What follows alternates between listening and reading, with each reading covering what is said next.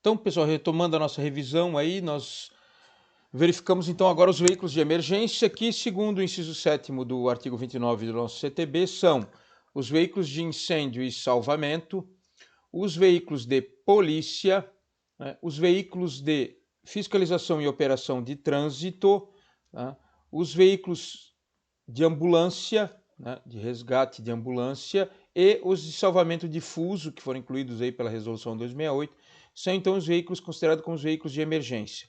Então, estes veículos, pessoal, citados aí, além da prioridade no trânsito, eles gozam de livre circulação, estacionamento e parada quando em serviço de urgência, de policiamento ostensivo ou de preservação da ordem pública, tá? Observadas as seguintes disposições. Tá? Então, os veículos de emergência, pessoal, gozam livre circulação, estacionamento e parada, desde que eles estejam em serviço de urgência, de policiamento ostensivo ou de preservação da ordem pública. Tá? Então, isso é o que permite os veículos circularem pela contramão, circularem sobre calçadas, não atenderem às normas gerais de circulação, que isso seria livre circulação, estacionamento e parada. Então, livre circulação e livre estacionamento seria eles podem parar e estacionar em qualquer local, né? Lembrando sempre ali dos requisitos de estarem em serviço de urgência, de policiamento ostensivo ou de preservação da ordem pública. E aí nós temos também as seguintes situações, pessoal, principalmente vinculadas aos pedestres e outros condutores. Então, quando os dispositivos regulamentares de alarme sonoro e iluminação intermitente, então alarme sonoro é a sirene e a iluminação intermitente é o giroflex, estiverem acionados, indicando a proximidade dos veículos, todos os condutores deverão deixar a faixa livre da esquerda, indo para a direita e parando se necessário. Então, primeira determinação do inciso A é que, ao escutar a sirene ou visualizar o giroflex da viatura, os condutores devem deixar a pista da esquerda livre, indo para a direita ou parando, inclusive, se for necessário. No inciso B, nós temos os pedestres. Então, os pedestres, ao ouvirem o alarme sonoro ou avistarem a luz intermitente, devem aguardar no passeio e somente atravessar a via quando o veículo de emergência, no caso, já tiver passado. Tá? O uso de dispositivos de alarme sonoro e de iluminação vermelha intermitente, então a sirene e o giroflex, só pode ocorrer quando da efetiva prestação de serviço de urgência. Tá? Então, quando em urgência, pode-se usar a sirene e o giroflex em conjunto. Letra D. A prioridade de passagem na via e no cruzamento deverá se dar com velocidade reduzida e com os devidos cuidados de segurança obedecidas as demais normas desse código. Tá? Então, sempre que for se utilizar aí das prioridades de passagem e no cruzamento, a viatura deve observar uma velocidade reduzida e os demais cuidados de segurança. Letra E e letra F, pessoal, as prerrogativas de livre circulação e de parada. Então, só pode ter livre circulação lá com relação às normas gerais de conduta quando o giroflex e o sirene estiverem ligados. Então, livre circulação e parada, giroflex e sirene ligado. Lá na letra F, é prerrogativa de estacionamento. Então, quando estaciona a viatura, só precisa estar com o giroflex ligado. Tá? Então, para livre circulação, que eu falei lá de transitar pela calçada, transitar pela contramão, tudo isso depende de sirene e giroflex ligado, bem como a parada, né, proibida, depende, parar em local proibido com a viatura, depende de giroflex e sirene. Quando é para estacionar, então o livre estacionamento, aí a viatura pode estacionar em qualquer lugar, somente quando o giroflex estiver ligado. Então, para estacionar, somente o giroflex ligado. Para livre circulação e livre parada, giroflex e sirene. Os veículos prestadores de serviço, pessoal, eles vão se identificar por um dispositivo de iluminação na cor âmbar, tá? Então, os dispositivos, os veículos de emergência, os giroflex dos veículos de emergência terão a cor vermelha ou azul, conforme antes era só vermelha, agora pode ser azul, conforme a resolução 667.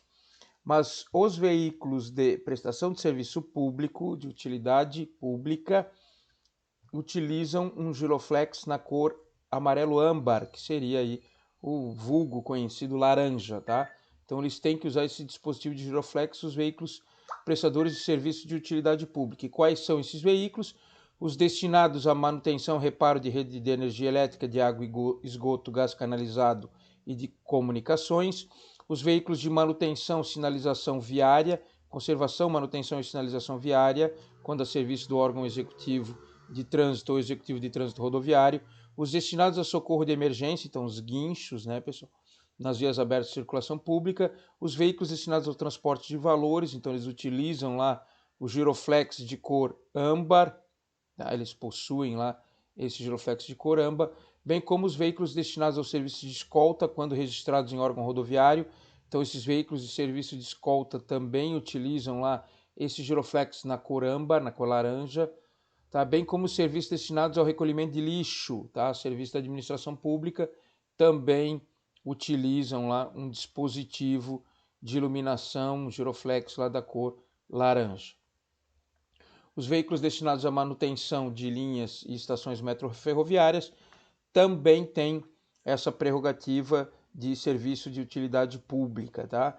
Esses veículos devem constar no campo de observações do CLA a prévia autorização para uso do dispositivo luminoso na cor âmbar, tá? E eles gozam de livre parada e estacionamento. Então, os veículos de utilidade pública, eles não têm livre circulação, eles gozam apenas de livre parada e estacionamento quando se encontrarem em efetiva operação no local em que eles estão parados ou estacionados, tá? Devidamente identificados pela energização do giroflex laranja, lá como a gente já viu, tá? E fica proibido o acionamento ou energização do dispositivo durante os deslocamentos do veículo, exceto dos veículos previstos no inciso 3, 5 e 6, que são exatamente os veículos de transporte de valores, os de escolta e os de recolhimento de lixo, tá? Então esses veículos podem circular com o giroflex âmbar acionado. Não são reconhecidos como veículos de utilidade pública, pessoal, os serviços de funerária, então de cortejo fúnebre, eles não são considerados como veículos de utilidade pública, e nem os de vigilância privada de patrimonial, tá? Nem esses veículos aí que são utilizados por essas empresas de vigilância patrimonial. Todos esses dois veículos não são considerados veículos de utilidade pública e, portanto, não podem utilizar aí os dispositivos de iluminação na cor âmbar. Com relação a noções de engenharia e sinalização viária, pessoal, nós temos lá aquele conceito de vias terrestres, que é onde são aplicados aí o CTB. Então, o conceito de vias terrestres são as vias urbanas e rurais, as ruas, avenidas, logradouros, os caminhos, as passagens, as estradas e as rodovias, que terão seu uso regulamentado pelo órgão ou entidade com circunscrição sobre ela, de acordo com as peculiaridades locais e as circunstâncias especiais. Então, esses são conceitos de vias terrestres, urbanas e rurais, ruas, avenidas, logradouros, caminhos, passagens, estradas e rodovias.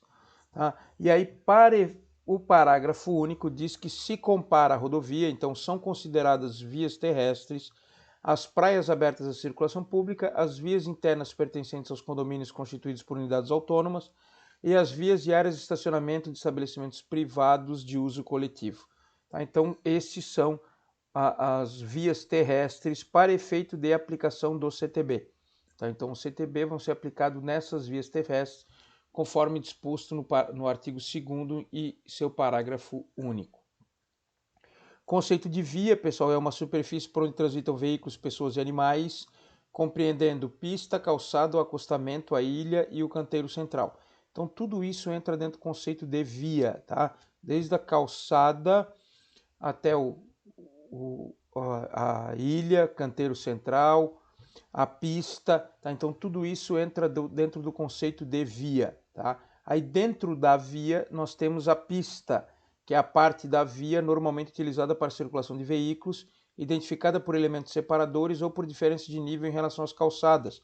Diferença de nível é o nosso conhecido meio-fio, pessoal. Então essa parte da via, que é destinada à circulação de veículos, é chamada de pista. E por último nós temos o conceito então de faixa de trânsito, que é qualquer uma das áreas longitudinais em que a pista pode ser subdividida, sinalizada ou não por marcas viárias longitudinais que tenham uma largura suficiente para permitir a circulação de veículos automotores. Então nós temos na via, dentro da via nós temos a pista e dentro da pista nós podemos ter faixas de trânsito. Então esse é o conceito: via, pista dentro da via e faixa de trânsito dentro da pista. Vamos para os nossos próximos conceitos. Conceito de sinalização: conjunto de sinais de trânsito e dispositivos de segurança colocados na via com o objetivo de garantir sua utilização adequada, possibilitando melhor fluidez no trânsito e a segurança dos veículos e pedestres que nela circulam. Então, esse nós temos o conceito aí de sinalização de trânsito. Sempre que necessário, será colocada ao longo da via sinalização prévia prevista nesse código. Então, sempre que necessário, vai ser colocada a sinalização prevista nesse código. Em legislação complementar destinados a condutores e pedestres, vedada a utilização de qualquer outra, tá? Então, a sinalização utilizada ao longo da via, pessoal, será prevista nesse código e em suas regulamentações, então nas resoluções do CONTRAN, nas quais há lá o Manual Brasileiro de Sinalização de Trânsito, o MBST, tá? E lá está previsto as formas, modelos e as características de utilização de cada tipo de sinalização. No artigo 81 vai falar que nas vias públicas e nos imóveis é proibido colocar luzes, publicidades, inscrições, vegetação, mobiliário que possa gerar confusão, interferir na visibilidade da sinalização e comprometer a segurança viária, tá? No artigo 82 vai dizer que é proibido fixar na sinalização de trânsito qualquer tipo de publicação, inscrição, legenda, símbolo que não se relacione com a mensagem prevista aí na sinalização. Outra informação importante, pessoal, é aquela do artigo 89, que nos traz a prevalência da sinalização de trânsito, tá? Então nós temos de baixo para cima, então do menos importante para o mais importante, primeiramente as normas gerais de circulação e conduta. Então são as normas do CTB, que são as que menos prevalecem com relação aos outros sinais. Em terceiro, nós temos os sinais de trânsito. Então os sinais de trânsito prevalecem sobre a norma, né? Vamos citar, por exemplo, a norma de preferência, pessoal. Então nós temos uma norma geral de preferência que diz que será dado preferência aos veículos que provenientes de rodovia, os que estiverem em circulação na rotatória e os que vierem da direita, certo? Isso é uma norma geral de circulação e conduta. Quando há sinalização de parada obrigatória de dê a preferência, essa sinalização prevalece sobre a norma, tá? Então, mesmo que o veículo venha da sua direita, se há uma sinalização determinando a parada obrigatória dele ou que ele dê a preferência para a sua via, essa sinalização prevalece sobre a norma geral. Assim como o semáforo prevalece sobre a sinalização e sobre a norma geral de circulação. Um exemplo, nós temos lá a faixa de pedestre. Então, os pedestres, quando cruzam a via sobre a faixa de pedestre, eles têm preferência sobre os veículos, certo? Certo, exceto quando essa sinalização tiver um controle de fluxo semafórico, tá? Aí, nesse caso, os pedestres, mesmo sobre as faixas, da faixa de pedestre, que é uma sinalização horizontal, mesmo sobre a faixa de pedestre, tem que aguardar a sinalização de parada obrigatória dos veículos. Então, o pedestre perde a preferência sobre a faixa devido à presença de uma sinalização semafórica que tem prevalência sobre os sinais de trânsito, incluindo aí a sinalização horizontal, faixa de pedestre.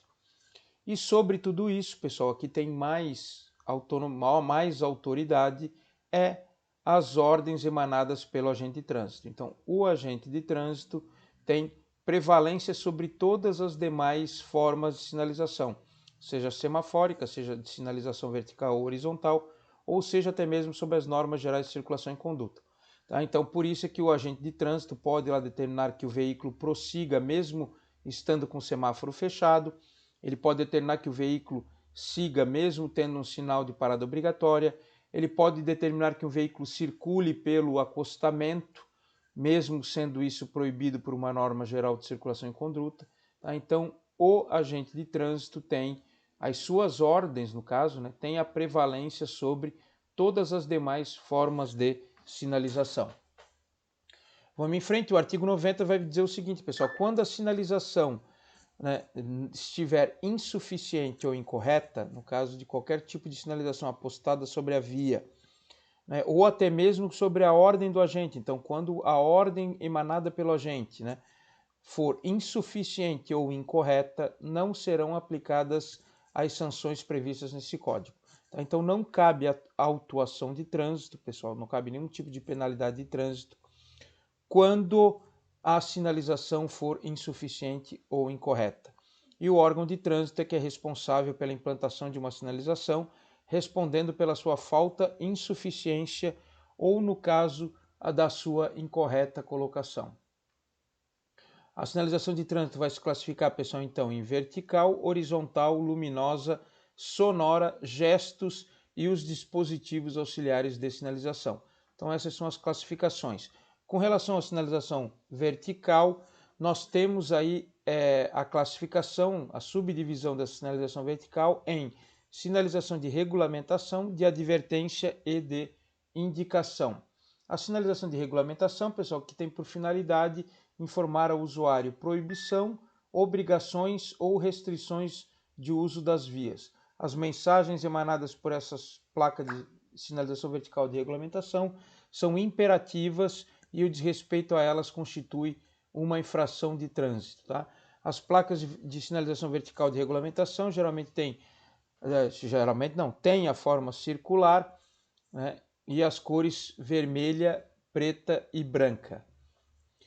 Com relação ainda às placas de regulamentação, são as exceções, pessoal. Então, a placa de parada obrigatória que tem um formato octogonal, não é circular, e a placa de preferência que tem um formato triangular. Com relação à sinalização viária vertical de advertência e indicação, a de advertência deve sempre ser utilizada para avisar perigos condições, aliás, potencialmente perigosas ou obstáculos ou restrições na via, tá? Para que o condutor possa reduzir a velocidade e efetuar as manobras necessárias para evitar esse perigo ou obstáculo. E a sinalização de indicação tem por finalidade indicar nas vias, né, os locais de interesse, bem como orientar os condutores com relação a percurso, destinos, distâncias, serviços auxiliares. Também tem como função aí a educação do usuário com mensagens educativas e informativas a respeito de trânsito. Tá? Então, também com relação à sinalização viária, temos a sinalização classificada como horizontal, né, que se utiliza de linhas, faixas, marcações, símbolos, legendas pintadas sobre o pavimento e a sua função é organizar o fluxo de pedestres e veículos. Tá? Essa é a finalidade da sinalização horizontal. Tá? Então, essa sinalização pode indicar proibições, restrições e informações que lhe permitam que permita ao condutor adotar esse comportamento adequado no trânsito. As únicas marcas horizontais que demandam regulamentação ao condutor são as faixas longitudinais contínuas amarelas ou brancas que regulam o fluxo de veículos, bem como impedem a transposição, salvo para acesso a lotes lindeiros. Tá? Então, as marcas horizontais que têm regulamentação, que acabam por regulamentar a condução, a circulação de veículos, são as faixas contínuas, tá? Podem ser as brancas ou amarelas, porque as faixas contínuas elas impedem a transposição e em caso de transposição elas geram uma infração de trânsito. Tá? Com relação à sinalização sonora, nós temos então os sinais de apito. Então, um silvio breve, siga, 2 breves, pare e 1 longo, diminua a marcha. Tá? Então, isso também todos os policiais militares têm que saber decor, né, pessoal? Um silvio breve, siga, 2 breves, pare e 1 silvio longo, diminua a marcha. Com relação ainda aos gestos agora dos agentes de trânsito, sinais de trânsito emitidos através de gestos do agente. Então nós temos aí o braço levantado na vertical com a palma da mão para frente, que é o sinal de parada obrigatória em todos os sentidos. Nós temos os braços estendidos horizontalmente, ali como aquela imagem do Cristo Redentor, ali com a palma da mão para frente, que eles dão ordem de parada a todos os veículos que cortem ortogonalmente a direção indicada pelos braços. Então, os veículos que passam pelos lados do agente, onde os braços estão esticados, né, têm sua circulação proibida, bem como apenas um braço estendido horizontalmente, com a palma da mão para frente. Eles vão impedir o trânsito, dar uma ordem de parada no trânsito, no sentido na qual o braço está erguido, tá? Seja pela esquerda ou seja pela direita do agente, proíbe-se a circulação de veículos naquele lado. Também temos o sinal de redução de velocidade, de diminuição de marcha, né? O braço estendido com a palma da mão para baixo, fazendo movimentos verticais, né? de levantar e abaixar o braço. Este é o gesto de diminuição de marcha. Também temos uma ordem de parada dirigida através de uma lanterna para os veículos, então braço estendido agitando uma luz vermelha para um determinado veículo significa uma ordem de parada para aquele veículo para o qual a luz está sendo dirigida. E o braço levantado com movimento de antebraço para frente e para trás, com a palma da mão voltada para trás, é a ordem de seguir em frente, tá, pessoal? Então, siga esse gesto aí do antebraço, né? O braço levantado com o antebraço fazendo movimentos para frente e para trás, né? Com a palma da mão voltada para trás, indicando que o veículo siga a sua marcha. Demais gestos, esses sim do condutor, então nós temos aí os gestos de dobrar à esquerda, dobrar à direita e de diminuição de marcha, né, feitos pelo condutor do veículo. Com relação às vias, pessoal, então nós temos a classificação das vias. As vias vão se classificarem como urbanas ou rurais, tá? Então essa é a classificação de vias prevista lá no artigo 60 do nosso CTB.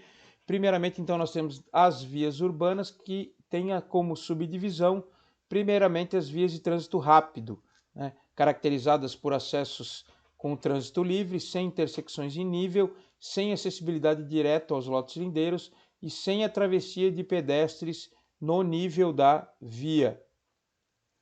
A via arterial, caracterizada por interseções em nível, geralmente controladas por semáforos, com acessibilidade aos lotes lindeiros e às vias secundárias e locais, possibilitando o trânsito entre regiões da cidade.